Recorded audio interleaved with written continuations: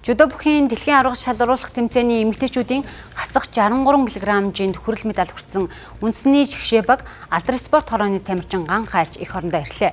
Түүний авчирсан хүрэл медаль нь жудоочдын дэлхийн арга шалгаруулах тэмцээний 33 дахь, за үүн дотроо 20 дахь хүрэл медаль юм а.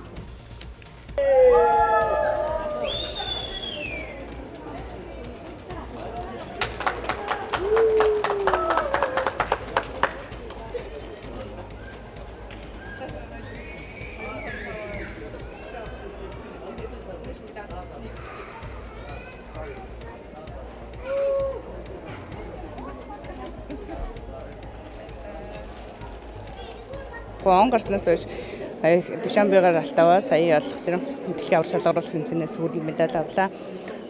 Маш их гоё байсан. Ерөнхийдөө дэлхийн аврал шалгаруулах тэмцээнд төрүүлэх зорилготой медаль авна гэсэн бүрэн итгэлтэйгээр их сургуультаа хийж тэгээд медаль авсанд маш их баяртай байгаа.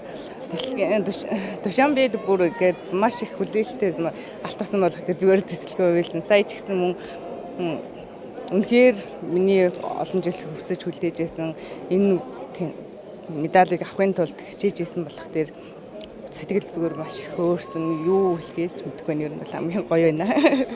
Хүрэл медалийг авахдаа Олимпийн наадмын аврагын хошоо авраг Бразилийн алдарт бүх Рапелло Силваг бас ялж авсан тий. Тэгээ одоо цаг дуусахаас 24 секундын өмнө бас Вазарын үнэлгээгээр ялсан. Тэгээд яг тэрхүү сэтгэл зүгээ одоо бас хэрхэн удирдах гэсэн тий.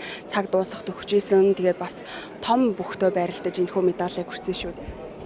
Тийм ерөнхийдөө анх Силватай барилдаа гарахад ерөнхийдөө Силва нэлийн хүчтэй бэртэй санагдсан. Гэхдээ ер нь бол цагийн төгсгөл суларч эхэлж байсан.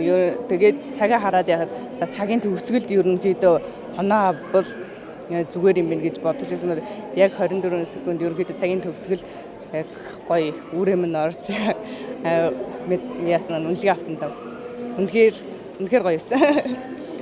За анхандаа баярлалаа да. Дэлхийгээс хүрэл медаль аваад ирж байгаа юм чи. Маш их баяртай байна.